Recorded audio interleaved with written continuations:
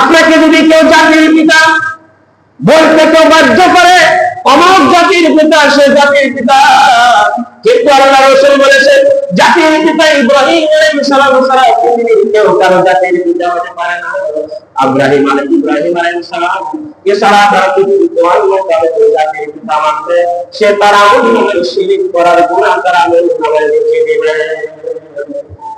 জাতির পিতা ইব্রাহিম আলাইহিস সালামের কোরআনের আয়াত, মিল্লাত আবিকুম ইব্রাহিম হানিফা, আল্লাহ বলেছেন ইব্রাহিম হলো তোমাদের জাতির পিতা। সেই জাতির পিতা ভিক্ষা করে যদি আমরা কোনো রাজনীতির নেতাকে জাতির পিতা মানি, তাহলে আপনি কোরআনকে অস্বীকার করলেন। আর কোরআনকে যখন আপনি অস্বীকার করবেন, তার নিজের জেনেকে প্রশ্ন করে দেখেন, আপনি মুসলমান না আপনি মুশরিক, নিজের জেনেকে একবার প্রশ্ন করে দেখেন। আমাদের জাতির পিতাকে হযরত ইব্রাহিম আলাইহিস সালাম, এটা আমাদের ঈমান, এটা আমাদের দায়িত্ব। ঈমানের মূলের পরিচয়ের জাতির পিতা হযরত ইব্রাহিম আলাইহিস সালাম। হযরত ইব্রাহিম আলাইহিস সালাম স্বপ্ন দেখলেন, আল্লাহ তাআলা তাকে বলছেন, ইব্রাহিম তুমি তোমার সন্তানকে জবে দাও। আশ্চর্য স্বপ্ন। ইব্রাহিম আলাইহিস সালাম স্বপ্ন থেকে উঠলেন, ঘুম থেকে উঠলেন, ছেলেকে যা বললেন, ইয়া হে ইসমাঈল, আমি গত রাত্রিতে স্বপ্ন দেখেছি আল্লাহ তোমাকে জবে করার জন্য বলেছে। কেমন পিতা আর কেমন সন্তান? ইসমাঈল আলাইহিস সালাম বললেন, ইয়া বাতি ফাতুমা সাতাজিদুনি ইনশাআল্লাহ মিনাশ সাবিরিন। এমন আল্লাহর পক্ষ থেকে স্বপ্নের মাধ্যমে আবিষ্ট করেন, তোমার প্রিয় ছেলেকে ইসমাঈলকে তুমি কুরবানি করো। স্বপ্ন দেখে ছেলের কাছে উপস্থাপন করলেন, বাবা ইসমাঈল, আমি গতকাল স্বপ্ন দেখেছি আল্লাহ আমাকে আদেশ করেছেন তোমাকে জবে করার জন্য। কেমন ছেলে? ছেলে বলে, হে আমার পিতা, আপনি আল্লাহর পক্ষ থেকে যা কিছু আদেশ করেছেন পালন করেন, অবশ্যই আপনি আমাকে ছেলের ভিতরে পাবেন। তাফসীরের কিতাবের ভিতরে রাখে, ওই সময় ইসমাঈল আলাইহিস সালামের বয়স ছিল 14 বছর। পৃথিবীতে যার ছেলের বয়স 14-15 বছর থেকে পিতার কত ভরা আশা থাকে, আমি ছেলেকে এই করবো সেই করবো, কত আশা না পিতার মন করে থাকে। এমন আশার ভিতরে আল্লাহ তাআলা আদেশ করলেন, ইব্রাহিম তুমি তোমার ছেলেকে কুরবানি করো। আর ছেলে কেমন জবে করার জন্য বলেছে, কেমন আদেশ আর কেমন ছেলে, সবকিছু এক দেখে মেনে নিল, কোনো সমস্যা নাই। আল্লাহ যদি আমাকে আদেশ করে থাকে, আমাকে আল্লাহ আমাকে কবুল করে দিবেন, তাহলে আপনি আমাকে জবে করার জন্য প্রস্তুতি নেন, কোনো সমস্যা নেই। ইমাম জাবের লেখেন, পৃথিবীর সমস্ত পিতার সন্তানদের হযরত ইসমাঈল থেকে শিক্ষা নেওয়া দরকার, আর পৃথিবীর সমস্ত পিতাদের ইব্রাহিম থেকে শিক্ষা নেওয়া দরকার। কেমন পিতা ছিল যে আল্লাহর আদেশের কাছে সন্তানকে সন্তান মনে করেন না। আল্লাহ বলেছেন তুমি তোমার সন্তানকে আল্লাহর কাছে ছেড়ে দাও, সন্তানের ভালোবাসার থেকে আল্লাহর ভালোবাসাটা অনেক বেশি। আল্লাহ যখন আদেশ করেছেন সন্তানকে জবে করার জন্য সেই প্রস্তুতি নিয়ে নেয়। কেমন সন্তান ছিল?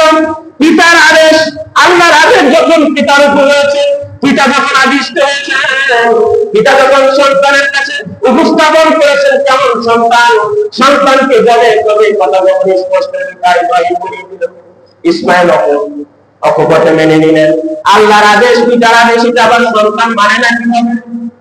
সুতরাং নবী বলেন, যে সন্তান তার পিতামাতার কথা বলবে, কিয়ামতের দিন আল্লাহ ওই সন্তানকে ইসমাঈল আলাইহিস সালামের সাথে আল্লাহ তাকে জান্নাতে পৌঁছায় দিবেন।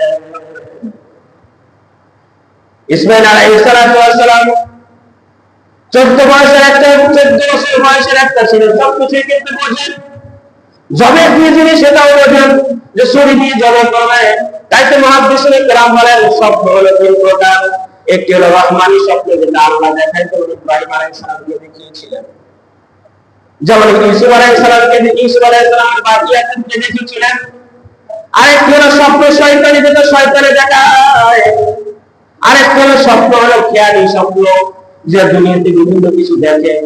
দিনের বেলা একটা হত্যা দেখে, সে স্বপ্ন সেই হত্যাই দেখে। দিনের বেলা একটা মেয়ে দেখেছে, রাত্রে সেই মেয়ে দেখে।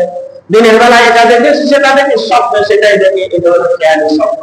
খেয়ালি স্বপ্ন আর শয়তানি স্বপ্ন সাথে, শয়তানি স্বপ্ন খেয়ালি স্বপ্ন সাধারণ মানুষ দেখে, আর রহমানি স্বপ্ন যেটা আল্লাহ দেখায় নবীদের বেলায়। যেমন ইব্রাহিম আলাইহিস সালামকে আল্লাহ দেখিয়েছিলেন। ইব্রাহিম যখন উপস্থাপন করলেন ছেলে, তোমাকে জবে করার জন্য আল্লাহ আদেশ দিয়েছেন, কেমন ছেলে, যে ছেলের সাথে সাথে প্রশ্ন। আপনি নিজের কি আপনার প্রশ্ন করে দেখেন, ইব্রাহিম তার ছেলেকে কিভাবে কিভাবে করেছে, কিভাবে গঠন করেছে, কিভাবে তাকে মানুষ করেছে, আল্লাহর আদেশ পালন করতে সে বাধ্য। আর আপনার ছেলে, আপনি যদি বলেন বাবা 1000 টাকা দিলাম, যা একটু বাজারে দিয়ে 2 বছরে তাহলে একটা স্বামী কেন, ছেলের সাথে সাথে উত্তর দিয়ে দিবে আমার সময় নাই, আমি ছেলে দাও। তারপরে বলবেন আমার অমুক নেতা অমুক নেতা আমাকে বলেছে সেখানে যেতে হবে, আমি বাজারে যেতে পারবো না। আপনি ব্যর্থ পিতা, আপনার সন্তানকে 1000 টাকা দিয়ে বাজারে গিয়ে বাজার করতে আনতে পারলেন না। তাহলে ইব্রাহিম কেমন বুঝেছিলেন যে আল্লাহ আদেশ করেছেন জবে করার জন্য, ছেলের প্রস্তুত হয়ে গিয়েছেন। আপনি ব্যর্থ পিতা আর আপনি ব্যর্থ সন্তান।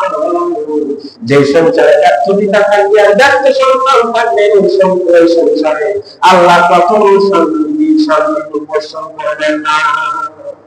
আপনার ছেলেকে যে আপনি ফজরের নামাজ পড়াইতে পারেন না, আপনার ছেলেকে যে আপনি জোহরের নামাজ পড়াইতে পারেন না, তাহলে নিজেদের একটি প্রশ্ন করে দেখেন, ইব্রাহিম তার ছেলেকে সেই মিনার প্রান্ত পর্যন্ত কিভাবে সিঁড়ি মিশে পর্যন্ত নিয়ে গেল।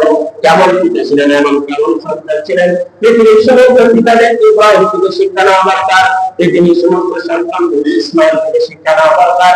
আমরা যেন আল্লাহ তাআলা আমাদেরকে ইব্রাহিমের মতো পিতা বানায়, আর আল্লাহ যেন আমাদেরকে ইসমাইলের মতো সন্তান বানিয়ে দেয়।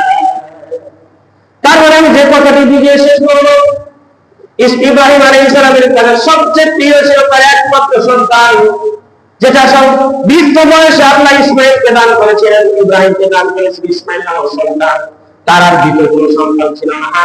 ইসহাক নামে যে সন্তানটা হয়েছিল, এটা ইব্রাহিমকে কোরবানি মিনা প্রান্তরে নিয়ে যেয়ে শরীর দিতে রেখে আল্লাহকে খুশি করেছিল। আল্লাহ খুশি হয়ে দ্বিতীয় আরেকটি সন্তান দিয়েছিলেন, তার নাম আল্লাহ রেখেছিলেন ইসহাক।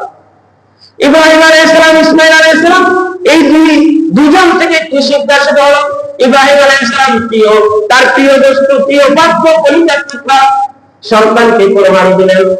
এই কথা বুঝে আল্লাহ বুঝিয়েছিলেন কিয়ামত পর্যন্ত তোমরাও যখন কোরবানি করবে, তোমার সবচেয়ে প্রিয় পশু আর প্রিয় সন্তান জিনিস আল্লাহর রাস্তায় কোরবানি করো। আমরা তার সন্তান দিতে পারবো না সেই বিধান নেই, পশু দিতে হবে।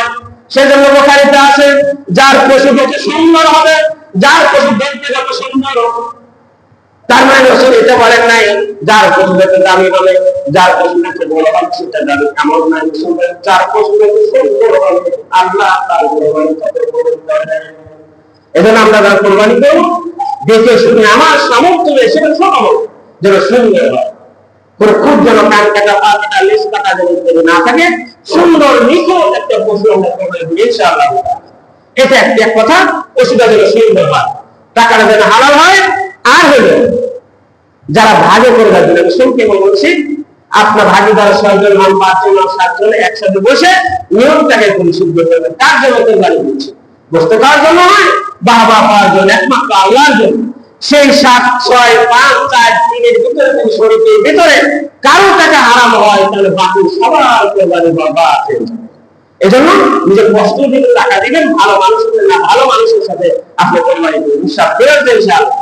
আরেকটি কথা, আমি যে 4টি শর্ত কথা বলেছি, 4টি শর্ত যারা মানবে তাদের কোরবানি আল্লাহ 100 এর ভিতরে 100 কবুল করে দিবেন। 1 নম্বর হলো নিয়তটাকে পরিশুদ্ধ করতে হবে। 2 নম্বর হালাল টাকা হতে হবে। 3 নম্বর শরীয়ত মোতাবেক আল্লাহ যেভাবে বলেছেন, রাসূল যেভাবে করেছেন সেভাবে কোরবানি দিতে হবে। 4 নম্বর অমুকার মৃত্যু কোরবানি দিতে হবে। 4টি জিনিস ইখলাসের সাথে হালাল টাকায় শরীয়ত মোতাবেক কোরবানি দিতে হবে।